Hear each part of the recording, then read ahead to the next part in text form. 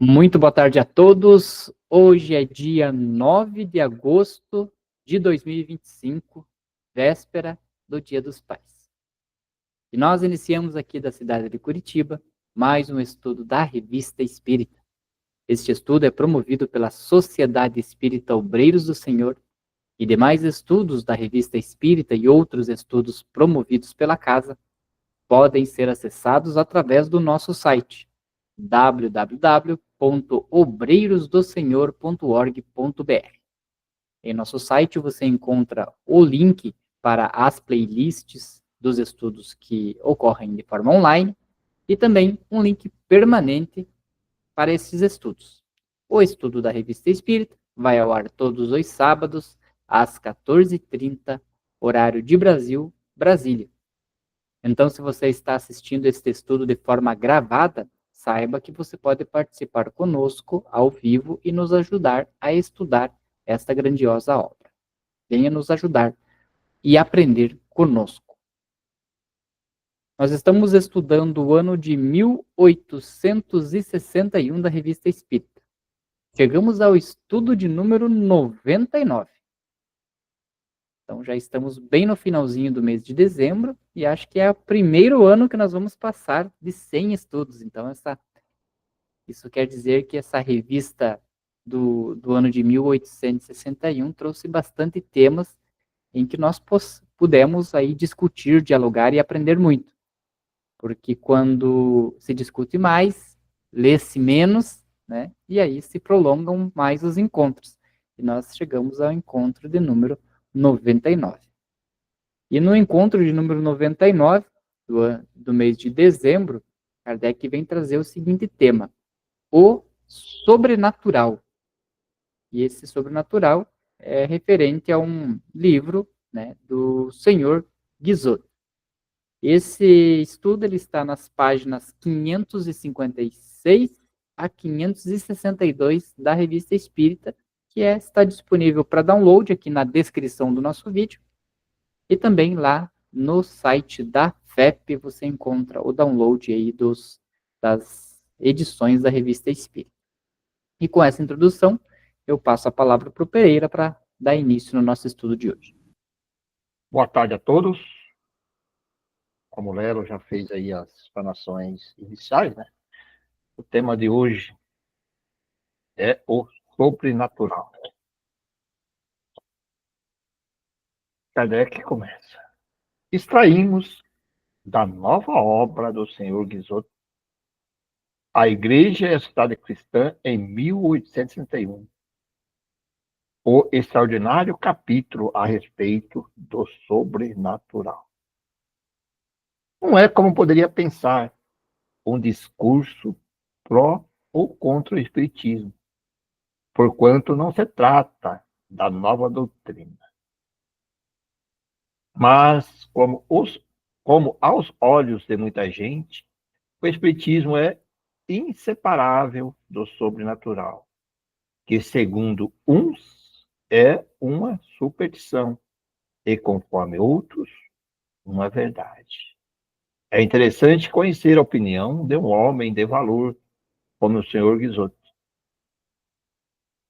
Há nesse trabalho observações de incontestável acerto, mas, em nossa opinião, também há grandes erros, devidos aos pontos de vista em que se coloca o autor. Faremos o seu exame aprofundado em nosso próximo número. Bem legal. Então, ele vai iniciar, né, com esse estudo e já falando que será aprofundado, né, numa próxima edição. E veja que interessante, né, que é uma coisa que não se faz hoje, né, não se ouve um lado, mesmo que ele esteja errado, como Kardec trouxe ali, né, ele traz observações incontestáveis, né, incontestável acerto, mas também, né, em nossa opinião, também há grandes erros. E é isso que falta, às vezes, hoje em dia, é escutar o lado adverso, né, para entender, né, o que tem de certo e o que se julga errado, né, que nem tudo né, ninguém é perfeito, né? Por isso que nós estamos reencarnados nesse planeta. E de qualquer lado que você tá, você vai ter os seus erros e seus acertos. E aí cabe a humildade de cada um de analisar essa questão. Então, o tema é interessante, né? Porque é um sobrenatural, e quando a gente pega a semântica da palavra sobrenatural, é algo que não é natural, né? E aí a gente já, talvez, já incorra num erro aí, porque como assim? O que não é natural? Se ele não for natural, é uma coisa meio que do acaso, uma coisa não criada a partir de um propósito divino, né? Acho que o natural, o sobrenatural, na verdade, não existe, né? Porque o sobrenatural talvez seja algo que a gente apenas não entende. Assim como no passado, né, as questões de física quântica sempre existiram, mas nem se tratava disso. Há umas 3 décadas atrás, e mais aí aprofundamente aí nas últimas 2 décadas aí que eles se aprofundaram na questão da física quântica, pelo menos que chegou a nós, né, simples mortais aí, que não são estudiosos do caso, que começamos a ouvir falar aí da física quântica. Mas nem por isso lá no, né, antes de Cristo, ela já não existia. Ela existia. Não era um sobrenatural, né? Era apenas uma coisa natural que não se conhecia a explicação. Então veja que Kardec ele vai também deslizar sobre essa questão, né, nesse estudo, e aí apontando os erros que às vezes, se nós não tivermos um bom embasamento da doutrina espírita, a gente lê esse texto e pode incorrer em erros. Por isso a importância do estudo contínuo da codificação, né, das obras básicas, para quê? Para que quando a gente lê algo, né, não incorra em erro de acreditar que é daquela forma por falta de conhecimento. Você colocou colocou um ponto aí que para mim eu acho importantíssimo, quando se fala de estudo dessa filosofia, dessa doutrina espírita.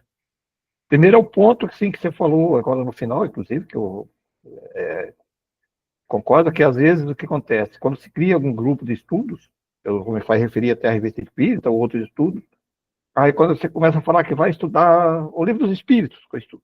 Ah, por que você não pega o que o fulano falou lá? Por que você não... Os ditos estudos, inclusive ligados à mediunidade, de apostilas. Então, em vez de você estudar, se aprofundar, né, dentro do texto, para depois você ouvir também a opinião dos outros, para chegar à sua conclusão, você já vai logo pegando o resumo, né, pegando a apostila do outro que o outro concluiu. Isso é um perigo, né? Um perigo que você pode interpretar o que o outro interpretou errado e onde é que está o verdadeiro estudo. E por isso que eu sempre defendi o estudo aprofundado da doutrina espírita nas próprias obras. Quando falar, vou estudar o livro dos espíritos, vou estudar o livro dos espíritos, vou estudar o livro dos médios, vou estudar o livro dos médios, que está escrito pelo Kardec. Aí eu posso, sim, claro. E é saudável você ouvir as conclusões de outras pessoas, mas você já tem que ter embasamento. Então você corre um erro. Você falou que um estudo superficial, baseado no que o outro falou e acabou. Né? E outro ponto que você se referiu ali no início, que o Kardec coloca, inclusive, de você ter alguns preconceitos, né? Então não é o espiritismo, é o movimento espírita que às vezes, brasileiro, principalmente às vezes, começam a criar assim, você não pode ler essas obras que o espiritismo não aceita.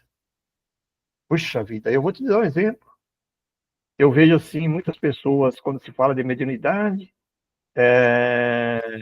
eu vou até falar para vocês aqui que isso aí é coisa ligada aos afros aí, né? Quando eu falo afro, porque às vezes a gente fala só Umbanda, mas todas essas linhas afros aí de mediunidade, não, isso não é coisa. Você sabe que eu, há algum tempo, estou começando a estudar, não terei uma conclusão ainda, mas comecei a estudar a Umbanda, para ver o fundamento deles, como é que ele funciona, como é que as coisas funcionam. Eu não participei, não fui em nenhuma casa de Umbanda, assim, para dizer a verdade, mas conversei com algumas pessoas e comecei a ler fundamentos, tudo. Você percebe ali que tem muitas coisas, se você pegar a filosofia, eu vou colocar da Umbanda, que eu comecei a estudar por aí, mas e as afros também tem muitas coisas ali muito coerente com o espiritismo. Então você tem que ter esse preconceito e entender, poxa, aí, às vezes você pode juntar as duas coisas, né? Porque senão você fica sempre preconceituoso. Isso aqui não é. Peraí. Vamos conhecer primeiro, para depois você falar, né? Que as pessoas falam o que o outro falou e chegou lá.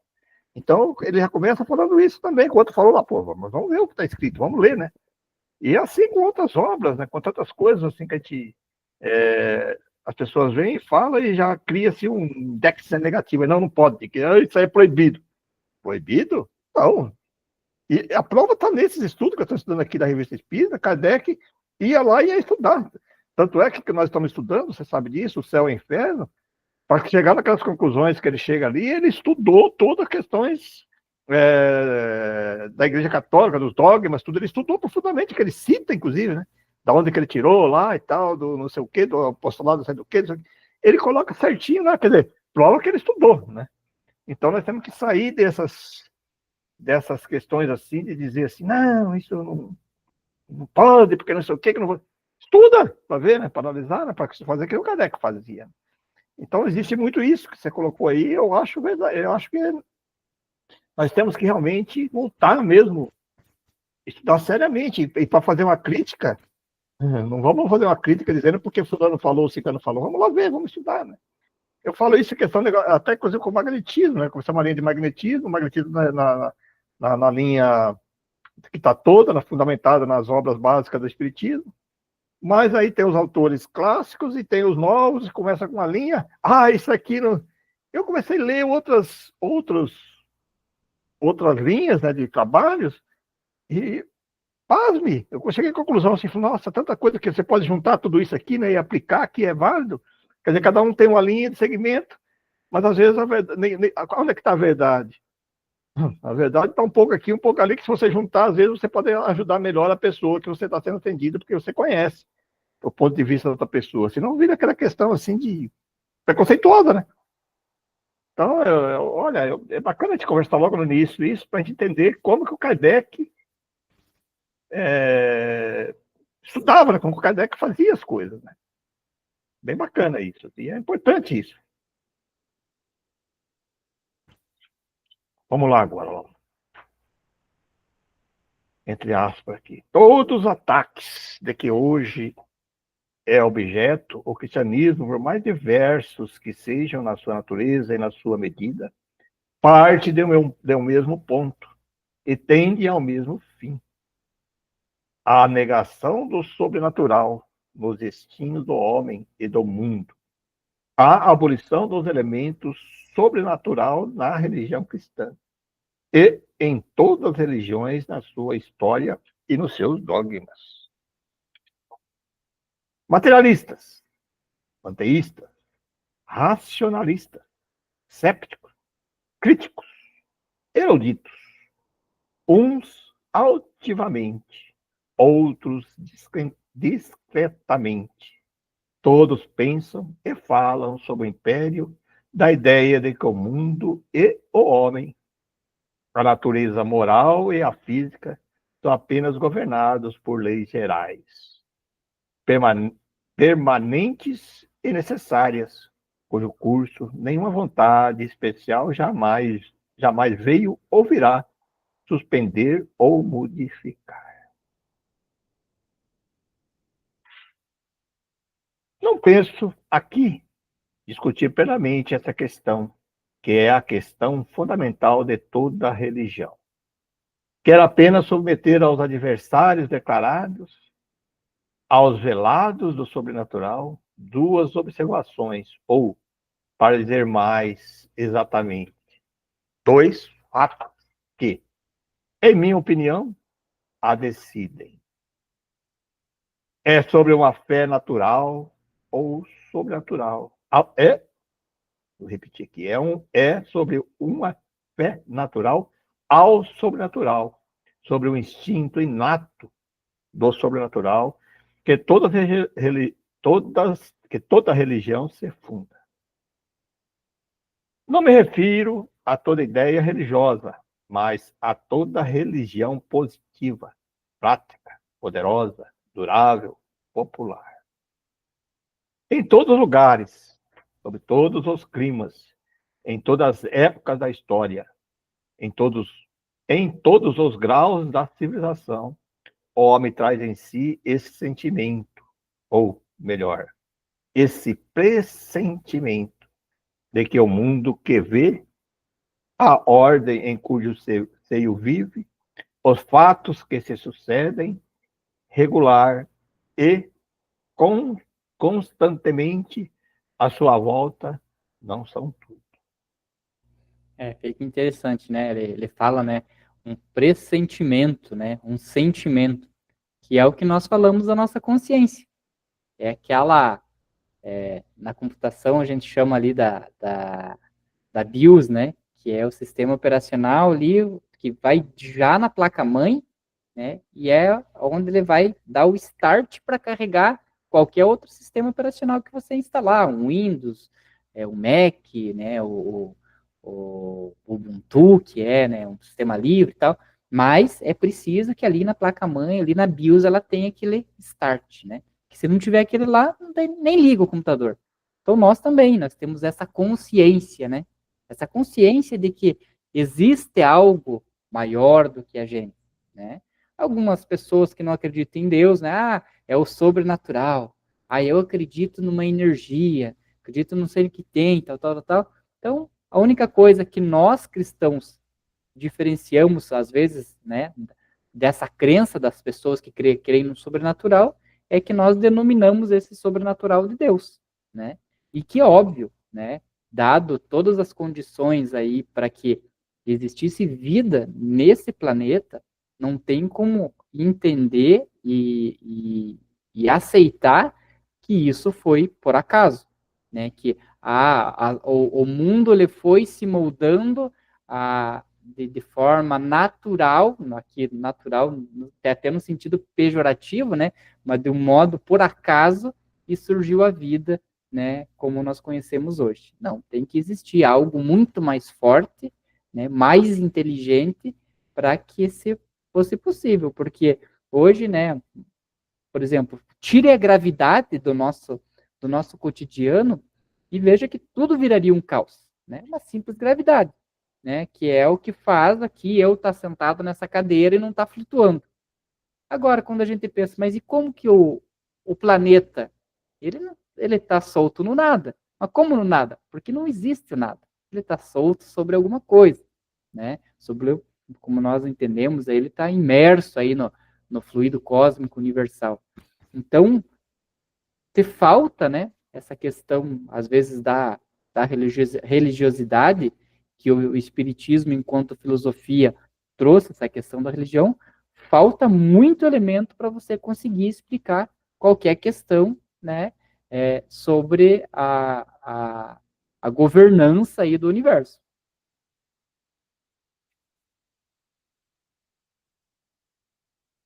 Nesse vasto conjunto, em vão ele faz, todos os dias descobertas e conquistas. Em vão observa e constata sabiamente as leis permanentes que a tudo preside. Seu pensamento não se encerra nesse universo, entregue à sua ciência. Esse espetáculo não basta à sua alma. Ela se lança a lures, busca, entrevê outra coisa, aspira ao universo, a outros destinos e a outro Senhor. Para além de todos estes céus, o Deus dos céus existe, tá? Aspa pequena que foi de outro lugar. Disse Voltaire, foi Voltaire. E o Deus que está além de todos os céus não é a natureza personificada, é o sobrenatural em pessoa. É a ele que as religiões se dirigem. É para pôr o homem em relação com ele que elas se fundam. Sem a fé instintiva dos homens no sobrenatural, sem seu impulso espontâneo e invencível para o sobrenatural, não haveria religião. Ver que interessante que ele fala aqui, né? Ele até cita Deus, né? Ó, e o Deus que está além de todos os céus não é a natureza personificada, é o sobrenatural. Na verdade, ele não é o sobrenatural, né? A gente até aprende no livro dos Espíritos lá, né? se um dia nós, né, conheceremos Deus. Aí a resposta é, nós vamos entender, né, Deus. Por quê? Porque ele não é personificado, né? Não vamos esperar Deus na forma de Jesus Cristo, né? Uma pessoa, um homem ou uma mulher, seja o que for. Né? Nós não vamos conhecer ele, mas nós vamos entender o que é essa energia. Então, ele não é sobrenatural, ele é natural. É uma coisa que a gente ainda não consegue explicar, né? Por quê? Porque nós somos ainda, como disse os próprios espíritos para Kardec, tem muita coisa para a gente aprender ainda. Imagine conseguir entender Deus, né?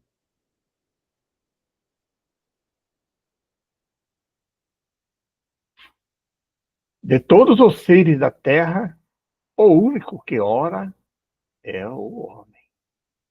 Pois é, você vê que interessante, né, Pereira? Ele trouxe a questão do orar na, na, na, na visão do moldar palavras, né, com sentido. Mas a gente observa, assim, eu gosto muito do documentário, eu adoro documentário de animais. E a gente vê os animais, assim, às vezes, agradecidos quando chovem, né? Quando enfrenta uma grande seca, de repente chove. Os passarinhos, né? Às vezes está uma grande seca e chove. Eles é, é, se comportam, às vezes, de um jeito diferente. É a natureza, né? É a criação de Deus orando, né? Agradecendo. Então, lógico, com palavras, com sentido que nós conseguimos entender, é o homem. Mas eu acredito que toda a criação divina, de uma forma ou de outra, ela agradece, né, a divindade e agradece por essas leis tão complexas e corretas que nos cercam. Porque o homem é por causa em relação ao sentimento, né? Tem sentimento aí. Agora, a natureza e os animais, por exemplo, as plantas, né? Inala o perfume, as flores, né? Que desbrocha, quer dizer, é uma maneira de agradecer, né? A chuva, né, você falou, né? Então, mas é uma coisa muito instintiva, né? Muito natural deles, né? De fazer isso. Não é uma coisa assim que tem um sentimento, um pensamento, né? De colocar. Acho que é nesse sentido que ele coloca e é perfeito. Olha, que ele continua aqui, ó. Entre seus instintos morais, nenhum é mais natural, mais universal, mais invencível que a prece. A criança nela se conduz com uma docilidade atenciosa. O velho a ela se dobra como num refúgio contra a decadência e o isolamento. A prece sobe por a prece sobe por si dos jovens lábios que mal balbuciam o nome de Deus e dos lábios agonizantes que já não têm forças para pronunciar. Em todos os povos, célebres ou obscuros, civilizados ou bárbaros, encontra-se a cada passo atos e fórmulas de invocação. Por toda parte onde vivem os homens, em certas circunstâncias, em certas horas, sob o império de certas impressões da alma, os olhos se elevam, as mãos se juntam, os joelhos se dobram para implorar ou render graças, para adorar ou apaziguar. Que linda essa parte, né? Bonita essa parte. Eu, essa semana, estava escutando esses shortzinhos assim, do YouTube lá, e aí um dos palestrantes falou uma coisa bem interessante sobre a prece. Ele falou assim que não existe prece sem trabalho. O trabalho, né, é um elemento necessário para que aquilo que se está orando se concretize. Mas o inverso, ele não é o correto, né? Então, por exemplo, para eu conseguir alguma coisa, eu tenho que fazer a prece, tenho que atuar, tenho que trabalhar para fazer isso. Eu sempre trago uma questão ali da palavra oração, né? Que é orar e ação. Não adianta só orar, né? Tem que ter ação também. Agora, quando você com as suas mãos, você trabalha, você faz e as coisas não dão certo, é nesse momento que está faltando a prece na sua vida. Porque às vezes as pessoas são tão materialistas, né? Ah, não, eu sou autossuficiente, eu tenho inteligência que eu consigo fazer, eu faço e tal, tal, e faz e não dá certo. É porque está faltando provavelmente uma prece na sua vida, né? Um pedido, como diz lá no Evangelho, né? O pedis e obtereis. Né? Então você tem que conciliar os dois sempre, né? A prece com a tua atitude. E às vezes a tua atitude está faltando prece ou está faltando uma compreensão, né, de que aquilo que você está fazendo não é uma coisa correta. E só para finalizar, eu passo para ele novamente. Eu achei muito bonita a questão que ele fala aqui, né, sobre a prece, né? A prece sobe por si dos jovens lábios e elas balbuciam dos lábios agonizantes que já não têm força para pronunciar. Ou seja, desde a mais tenra idade até o final da vida, né, a gente tem essa questão da prece. E é importante desenvolver isso, e o Pereira, como coordenador de outros cursos, ele sabe que é uma das questões que a gente mais vê que as pessoas têm dificuldade, né? Quando a gente solicita assim alguém, algum voluntário para fazer a oração inicial, né? É um olhando para o outro, já baixa a cabeça, já pega alguma coisa, né? Então a pessoa às vezes ela não desenvolve essa questão de fazer a prece e aí pode que fica, às vezes, naquelas preces decoradas, né? Como o Pai Nosso, né? Como Jesus recitou. Quando Jesus recitou o Pai Nosso, ali para os apóstolos, né? Que ele estava ensinando a orar, aquilo saiu do interior dele, né? Saiu da alma. Que daí eles redigiram, né? Ali no documento, no Evangelho, e virou um mantra, né? O Pai Nosso hoje é praticamente um mantra que as pessoas leem sem entender, né, a profundidade de cada palavra está ali. Pega o Pai Nosso, reza num fôlego só, ou no máximo em 2 fôlegos, né, porque ele é dividido praticamente em 2 partes, né, e aí, agora você pegar e dizer assim, pega uma palavra do meio do Pai Nosso lá e diz assim, ó, agora começa a partir daqui, muitas pessoas não conseguem. Por quê? Porque ela nunca vivenciou a oração. Ela fez aquilo como um mantra, e é para ela conseguir pegar daquele ponto para frente, ela tem que voltar lá no começo e começar. Por quê? Porque se tornou praticamente uma memória muscular, né? A boca ela só profere a palavra, mas que ela sente o que está sendo falado, não sente. Isso é importante, porque as pessoas às vezes não sabem, né? Não sabem o que é uma prece. Então ela acha que a prece, ela baseia naquelas pessoas que falam aquelas preces longas, bonitas, cheias de palavreado, mas não é isso, é sentimento, né? É o sentimento teu que você tem que ter.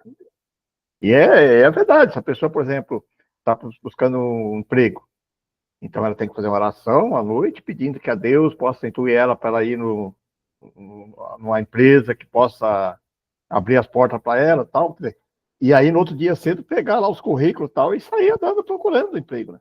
Para que ela seja conduzida, intuída a chegar no lugar que vai ser que que vai dar a condição para ela. Porque nós não sabemos. A oração é me dá um emprego, fica em casa dormindo até 10 horas, 11 horas, não vai arrumar emprego nunca. Aí vai dizer, minha prece não funciona.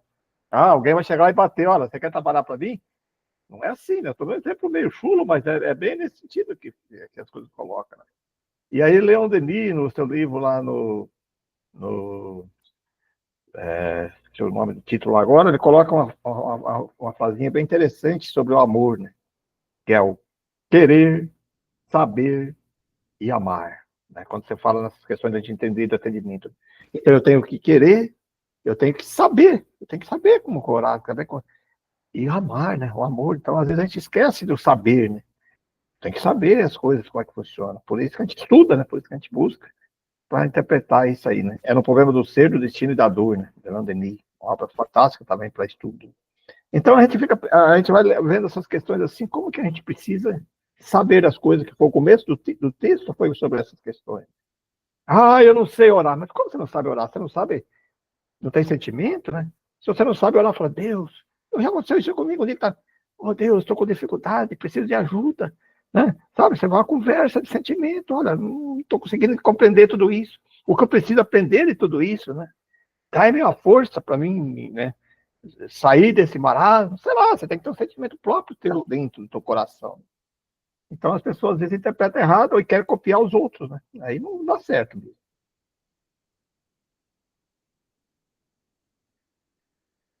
com enlevo ou em comoção, publicamente ou no íntimo do coração. É a prece que o homem se dirige, como derradeiro recurso para encher o vazio de sua alma, ou carregar os fardos do seu destino. É a prece que busca, quando tudo lhe é adverso, apoio para sua fraqueza, consolação para suas dores, esperanças para sua virtude. Ninguém desconhece o valor moral interior da prece, independentemente de sua eficácia no que respeita ao seu objetivo. Pelo simples ato de orar, a alma sente-se aliviada, eleva-se, acalma-se e se fortifica. Recorrendo a Deus, experimenta esse sentimento de volta à saúde e ao repouso que toma conta do corpo quando passa de um ambiente tempestuoso e pesado a uma atmosfera serena e pura. Deus acode aos que imploram, antes que saibam se os atenderá. E uma pergunta, né? Atendê-los. Ah, qual a eficácia exterior e definitiva da prece? Eis o mistério, o impenetrável mistério dos desígnios e da ação de Deus sobre cada um de nós. O que sabemos é que, quer se trate de nossa vida exterior ou interior, não somos apenas nós que dela dispomos, conforme nosso pensamento e vontade própria. Todos os nomes que dermos a esta parte do nosso destino, que não vem de nós mesmos, como acaso, fortuna, estrela, natureza e fatalidade, são outros tantos véus lançados sobre a nossa impiedade e ignorância. Quando assim falamos, recusamos ver a Deus onde Ele está. Além da acanhada esfera onde estão encerrados o poder e a ação do homem, é Deus que reina e atua.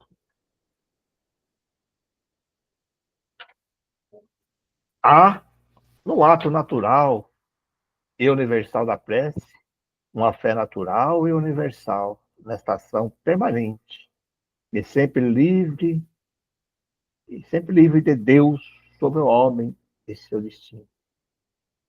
Diz São Paulo: nós somos operários com Deus.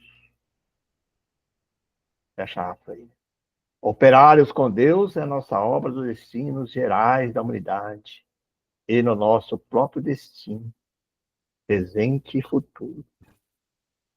Aí está que nos faz entrever a prece no laço que une o homem a Deus. Mas aí a luz se detém para nós.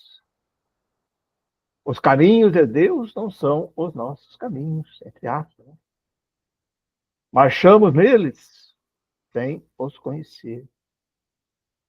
Crer sem ver e orar sem prever os resultados, eis a condição que Deus impôs ao homem nesse mundo, para tudo quando ultrapasse os seus limites. Na consciência e na aceitação dessa ordem sobrenatural que consistem a fé e a vida religiosa. Isso é bem interessante, né? A gente já comentou isso, né?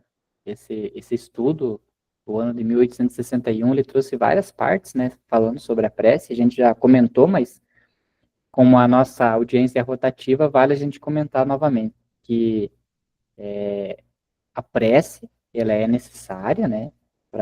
Como o próprio autor ali, o Guizot, escreveu, porque às vezes nós estamos com com a alma, né, turbulenta ali, com pensamentos depreciativos, né, às vezes até querendo se colocar em perigo aí, às vezes nas questões até de suicídio.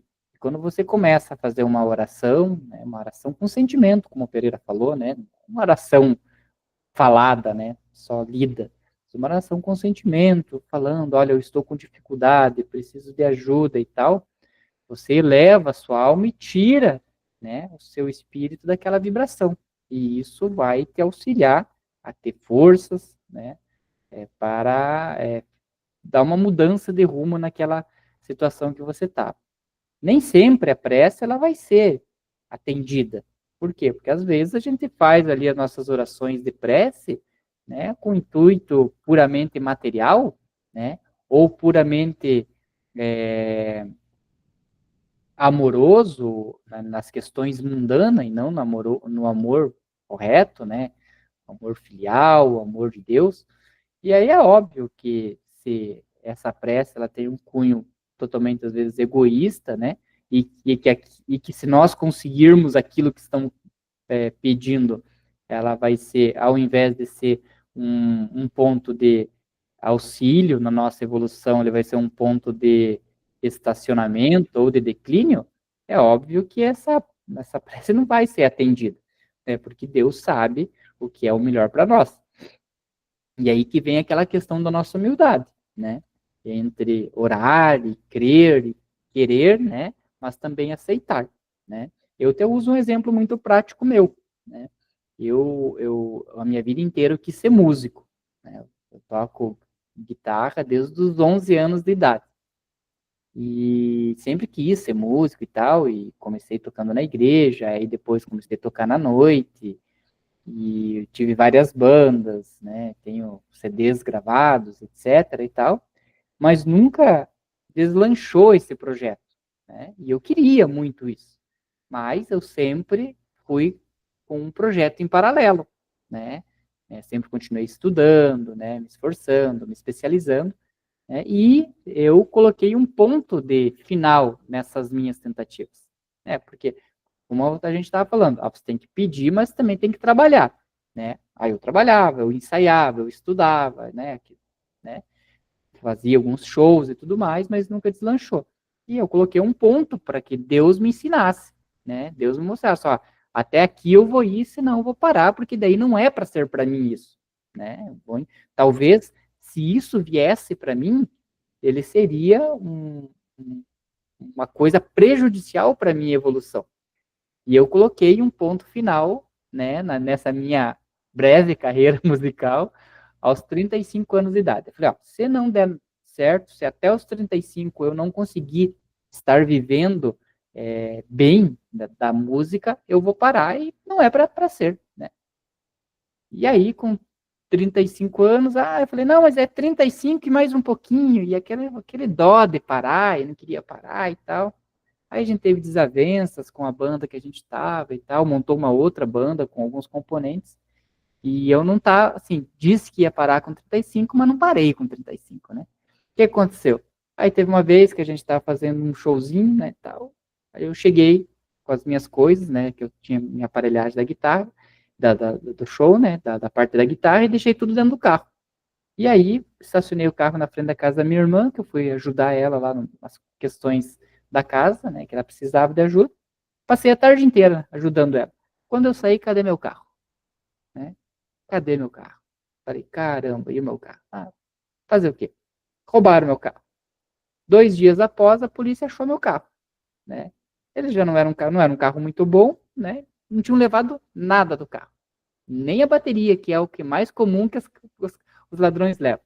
O que eles tinham levado? Todas as minhas coisas da guitarra, né? E ali, no começo, eu fiquei triste e comecei a acompanhar ali os sites de venda da internet, né, Mercado Livre, OLX, para ver, né, se a pessoa que levou, né, às vezes nem sabia o que eram aqueles aparelhos meus ali, nem poderia estar vendendo bem barato, eu ia recomprar de novo, eu queria recomprar. Falei, não vou nem denunciar, se eu achar ali minhas pedaleiras, os meus equipamentos, eu vou recomprar, porque de certeza que eles estão vendendo baratinho. E durante, acho que uns um mês, 2 meses, eu acompanhava e tal, e não achei ninguém vendendo. E aí, passado um tempo, eu entendi. Eu falei, cara, eu fiz um acordo com Deus, né? Que eu queria. Mas Deus sabia que não era para ser para mim aquilo, né? Porque ia talvez ser uma derrocada na minha evolução. E eu não cumpri minha promessa, né? O meu acordo com Deus, né? Aí Deus falou assim: poxa, se você vai continuar nisso, eu vou ter que dar um jeito de te ajudar, vou te dar uma mãozinha, então, né? E passado um tempo eu entendi, né? Que foi a única forma, talvez, né? Que Deus achou ali dizer assim: não, você tem que parar, não é para você isso, não adianta você ficar insistindo. E aí eu parei, né? E eu brinco, né? Que ficaram as guitarras, mas meus equipamentos foram tudo. Eu brinco que eu peguei as 2 guitarras que eu tenho, eu não vendi, mas eu também nunca mais toquei elas, né? Eu enrosquei na parede e elas estão aí já quase 10 anos paradas ali na parede, né? Só olho, lembro, mas não sinto aquela vontade, assim, dizendo, aquela saudade, assim, nossa, quando eu vejo alguém tocando, dá saudade? Dá uma saudade, mas não voltaria. Hoje eu não voltaria mais. Você colocou no ponto aí interessante, né? O que é melhor para nós, né? Porque a prece, a oração, ela não derroga leis natural, né? Não vai ser nada. O que acontece? Que muitas vezes fizemos algumas programações aqui no mundo terreno para que nós pudéssemos desenvolver alguma linha, e aí, às vezes, devido a algumas circunstâncias, alguns instintos que na idade passada, a gente cai para outro caminho. E aí fica insistindo, pedindo. E aí Deus age assim. Se eu contar exemplos, você conhece a minha história, às vezes, que era para mim ter saído aqui da região aqui para ir para outras regiões, que eu estava passando bastante dificuldades financeiras, profissionalmente falando. Eu tive vários exemplos que era para mim bem longe. É como se você saísse fora né, de toda essa linha de estudo. Mas, mesmo aquela dificuldade lá, ficando quase um ano e pouco, 2 anos, aí de repente surge, né? Outras oportunidades que aí se eu tivesse seguido aquilo, né, aquelas coisas naturais, eu teria. Aí você fala assim, você não orava? Orava. Mas aí parecia que, de repente, você fala, poxa, mas será que não é isso que eu tenho que fazer? Você sempre tem essa dúvida, né? Mas aí, por um motivo ou outro, não dava certo e tal. Você falou, o que é melhor para mim, né? O que eu preciso, né? O que eu preciso colocar? Então, a prece, ela tem isso. Às vezes ela não deu resultado. Agradeça a Deus, porque eu estou pedindo um emprego lá, estou fazendo uma entrevista lá. Deus, aí não dá certo. Você fala, puxa, mas minha prece não valeu nada. Não. Provavelmente deve ter valido, porque de repente aquilo lá não seria uma coisa boa para você, né? Não seria aquilo correto de você fazer, sei lá. Então, por isso que você sempre tem que agradecer, até pelos revés, né? Até as coisas que a gente pensa. Porque senão fica uma coisa assim, muito. Eu orei pouco fiz. Cuidado, né? Porque por isso que a gente tem que colocar sempre o que seja melhor, né? Para mim. Mas o melhor na visão de Deus, não na minha visão. Vamos lá. Muito bacana esse estudo de hoje, né? Assim, tem razão o senhor de bom Keller, quando duvida que, entre aspas, o racionalismo cristão seja e jamais possa ser uma religião. E porque o senhor Jules Simão, que se inclina perante Deus com um respeito tão sincero, intitulou em seu livro: A religião natural deveria tê-lo chamado filosofia religiosa. A filosofia persegue e atinge algumas das grandes ideias sobre as quais se fundamenta a religião. Mas, pela natureza de seus processos e pelos limites de seu domínio, jamais fundou, nem poderia fundar uma religião. Falando mais precisamente, não há religião natural, pois desde que aboliz o sobrenatural, a religião também desaparece. Quem pensa em negar que esta fé instintiva no sobrenatural, fonte da religião, possa ser e seja também a fonte de uma infinidade de erros e de superstições que, por sua vez, é fonte de uma infinidade de males? Aqui, como em tudo, é da condição do homem que o bem e o mal se misturem incessantemente nos seus destinos e nas suas obras, como em si mesmo. Mas, nessa incurável mistura, não se segue que nossos grandes instintos não tenham sentido e não nos façam senão enganar quando nos elevam. Aspirando a isto, seja quais forem os nossos enganos,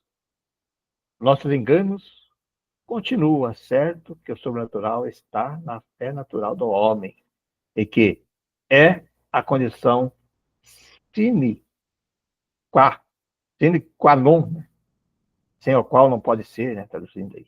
O verdadeiro objetivo, a própria essência da religião. Eis um segundo fato que penso merece toda a atenção dos adversários do sobrenatural.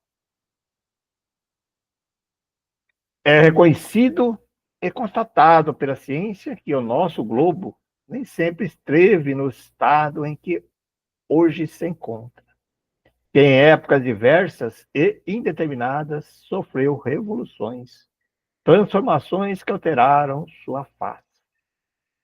O regime físico e a população, que o homem em particular nem sempre existiu e que em vários dos estados sucessivos pelos quais esse mundo passou, o homem não poderia ter existido. Como apareceu? De uma maneira e porque pode e por que poder começou o gênero humano na Terra? Para a sua origem, não pode haver senão duas explicações. Ou resultou do trabalho íntimo das forças naturais da matéria, ou foi obra de um poder sobrenatural, exterior e superior à matéria. Geração espontânea ou criação. Uma dessas duas coisas se faz necessárias para o aparecimento do homem na Terra. Então, aí que vem eu acho que é o erro da interpretação. Porque não é um ou outro, é os dois. Né? Por quê? Porque, lógico, teve que ter uma inteligência suprema, que nós chamamos de Deus, para que os elementos se reunissem, né, e formassem o homem. Mas acreditar que o homem evolui e que houve mesmo, né, a junção desses elementos, talvez, ali dos tipos de vidas mais primórdios, né, desde o início do globo, né, isso não é, né, derrogar o poder do sobrenatural, como ele diz. Né? Esse autor, ele não era espírita. Né? Então, ele está falando ali com base no estudo, no conhecimento que ele fez. Né? Porque no espiritismo a gente entende isso muito perfeitamente, né? Que a vida plena, a vida real é a vida do espírito, e não a vida desse corpo assim, invólucro que nós estamos. Né? Por isso que ela fala, né? Que a vida ela está adormecida no mineral, passa pelo vegetal, aí ela acorda no animal, e aí ela tem não é bem nessa sequência, mas é mais ou menos isso, né, que o Espiritismo fala, né, até chegar no homem. Então, em nada desmerece Deus uma evolução do corpo humano, vindo, né, desde o homem de Neandertal até chegar a nós, né, e de nada também diminui a criação de Deus, né, falar que nós vimos né, como espírito de uma evolução desde a pedra, né. Aí, quando as pessoas pegam a interpretação, né, pegam ali a partir da Bíblia, que Deus criou Adão do barro e formou Adão, já formou um homem perfeito, né, um homem da forma como nós conhecemos. E aí Eva, a partir de uma costela de Adão, e formou a mulher como nós conhecemos. Né? Então, acreditar nisso é diminuir muito, né, a questão de Deus. Ele teria capacidade de fazer isso? Teria, né? Mas as leis universais que eles deram, né, todos os elementos químicos, né, que a gente existe, que nós ainda nem conhecemos, né, que se moldaram e criaram o homem da forma como está hoje, isso em nada diminui o poder de Deus, né? Porque mesmo espontâneo, para surgir uma coisa espontaneamente, ela tem que ter algumas leis que faz que em determinada temperatura, em determinado ambiente, ela eclode, né? É a semente. Tá ali. Naturalmente a semente, mas peraí, mas alguma coisa, alguma inteligência estava gravada ali naquela semente ali para que determinada temperatura, determinado tempo, sei lá, condição, ela eclodisse. Então, o espontâneo também, ela faz parte de uma criação maior que vem de Deus. Concordo com você, não tem? Tudo desencadeia por leis, né? Não é assim também que estala o dedo e que você falou. Mas vem, né? Quando ele fala do barro porque realmente veio de todas essas que a gente está falando. Existia um ambiente, até que o ambiente ficou propício, né? Atmosférico e tudo, condições para a criação do primeiro dos vegetais, depois dos animais, depois do homem, no momento certo, né? Então, tudo partiu de uma lei. Então, você vai criar na lei espontânea mas e daí? Quem criou, disse que em determinada hora, momento, temperatura, a semente ia por dia, né? Então, não faz sentido nenhum, né? Ele continua aqui. Mas admitindo a geração espontânea, em que absolutamente não acredito, esse modo de produção não poderia ter produzido senão seres imaturos na primeira hora e no primeiro estágio da vida nascente. Creio que ninguém jamais disse, nem dirá, que, pela virtude de uma geração espontânea, o homem, isto é, o homem e a mulher, o par humano, tivesse podido sair um dia do seio da matéria, já formados e crescidos em plena posse de sua estatura, de sua força e de todas as suas faculdades, como o paganismo grego fez sair Minerva do cérebro de Júpiter. Contudo, contudo, é somente sobre essa condição que, aparecendo pela primeira vez na Terra, nela o homem teria podido viver, perpetuar-se e fundar o gênero humano. Imagine-se o primeiro homem nascendo no estado da primeira infância, vivo, mas inerte, baldo, desprovido, da inteligência, impotente, incapaz de se bastar a si mesmo, tiritando e gemendo, sem mãe, para ouvir e amamentar. Pois é justamente esse o primeiro homem que o sistema da geração espontânea pode dar. Evidentemente, a outra origem do gênero humano é a única admissível, a única possível. Só o fato natural da criação explica a primeira aparição do homem aqui na Terra. Assim, os que negassem e abolissem o sobrenatural aboliriam, no mesmo golpe, toda a religião real. E é em vão que triunfam do sobrenatural tantas vezes introduzido com erro em nosso mundo, em nossa história, são constrangidos ou parar ante o berço sobrenatural da humanidade, impotentes para dele fazerem sair o homem sem a mão de Deus. Aí está ali a biografia do Guizot, né? Historiador, jurista, político, nascido na França em 1770, falecido em Walricher, França, 1874. Bacana, né? Bacana, né? Porque é um texto de uma pessoa que não é espírita e assim, é que nem a gente já comentou aqui em outras ocasiões que os grandes pensadores e cientistas da época, eles só se tornaram mais assim, materialistas e ateus, por quê? Porque a religião da época não comportava, né, os pensamentos que eles tinham. Né? E aí, se eles não comportavam, né, não era como o espiritismo, que ele avança juntamente com a ciência, se não comportava, daí como que você vai ter uma religião?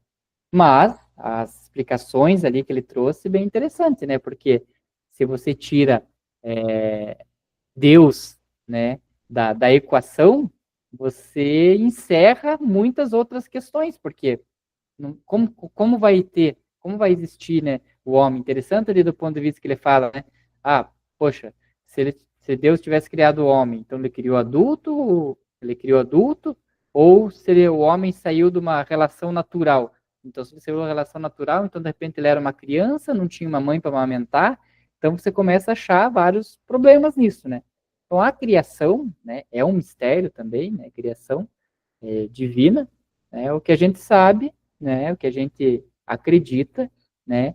É que é depositado sobre nós, né? Como espíritos aí já conscientes, né? Ao nosso livre-arbítrio de continuidade da nossa evolução, né? Então, ó, chegamos ao nível de seres humanos racionais e daremos aqui, a partir daqui a continuidade, diferentemente dos animais, ainda que são puramente instintivos. Então, tirando Deus da equação, né? E nós espíritas, como falando, tirando a reencarnação da equação também, fica muito difícil de explicar qualquer coisa. E aí explica porque muitas pessoas se intitulam ateu, né? Por exemplo, se uma pessoa é criada dentro de uma família ligada ao próprio catolicismo, sei lá, uma religião cheia de dogmas, cheia de questões ligadas ao céu, ao inferno, condenada, começa a ler aquilo. Aí pergunta para ela assim, se ela acredita em Deus, se ela for uma pessoa racional, ela vai dizer que não, né? Porque onde é que está o Deus soberano justo? Então, falou, como é que eu vou acreditar nesse Deus, né? Então, ela se tornou ateu por causa disso, por causa da ignorância e da interpretação, muitas vezes, que ela vem trazendo, das informações que ela recebeu, né?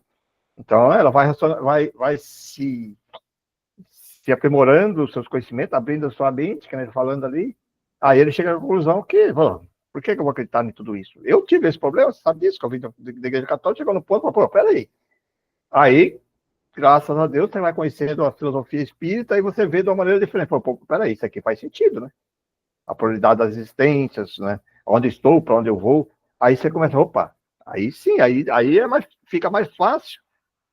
A pessoa que já desenvolveu um certo patamar lógico das coisas, de você aceitar, né? De Deus, né? Porque senão você não aceita mesmo, você imagina? Como é que eu vou aceitar? Da vez que eu. É que ele morreu, porque que ele fez? Vai para o inferno. Isso aqui foi para o céu, porque quando ele nasceu criança, vai para o céu. Mas onde é que está a justiça de Deus, né? Onde é que ele é Deus? Por que eu vou acreditar no Deus desse? Não é verdade? Então é falta de conhecimento, né? Bem interessante isso tudo. É interessante. E é isso aí, cara. Aí, meus amigos, minhas amigas, colegas que nos assistem, que nos ouvem, mais um tema para reflexão. E sempre nós gostamos aqui de colocar aqui, que nós não estamos aqui para colocar a nossa verdade, não. Nós apenas estamos debatendo nossos pontos de vista de acordo com aquilo que nós estudamos e conhecemos. Mas aqueles que querem realmente, desejam se aprofundar, que estude. Estuda a filosofia espírita, estuda a filosofia da sua religião. Eu sei que muitas outras pessoas, às vezes, nos assistem, vindo de outras religiões, de outros caminhos aí. Estude, estude e analise. E tire as suas conclusões. Podemos estar errados. E se nós estivermos errados, temos a humildade, eu tenho comigo isso, de modificar. E já fiz isso muitas vezes. Às vezes eu acreditava de uma maneira, depois ouvindo outras pessoas, identifiquei erros e modificamos. E é assim que tem que ser, né? E dentro desta linha que nós estudamos muito hoje, da prece, da oração, nesses instantes, convida a todos, eleve os pensamentos e agradeça a Deus pelas oportunidades, dessa experiência que está tendo agora, que eu não tenho. Porque até mesmo os sofrimentos que às vezes nos atamos,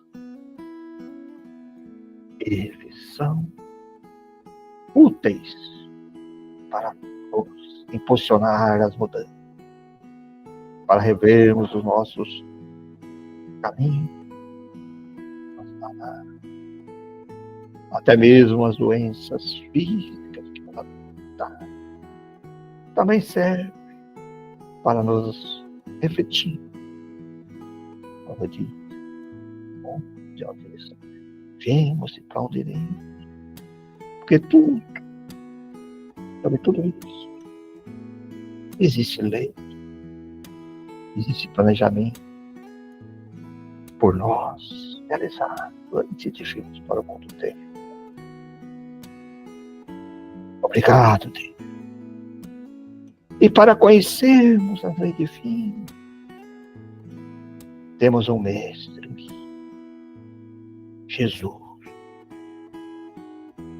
mestre querido, que através do Evangelho nos ensina, nos abre para o conhecimento da vida. E o nosso mestre Jesus nos traz ainda a filosofia espírita, a doutrina espírita, ou coordenada por Jesus, que aí sim vem tirar o véu para onde vamos, quem somos, de onde viemos. Mestre Jesus. E ainda temos de agradecer muito em toda essa grandeza e bondade e amor dele. Também nos aproxima, principalmente quando estamos aqui estagiando no terreno.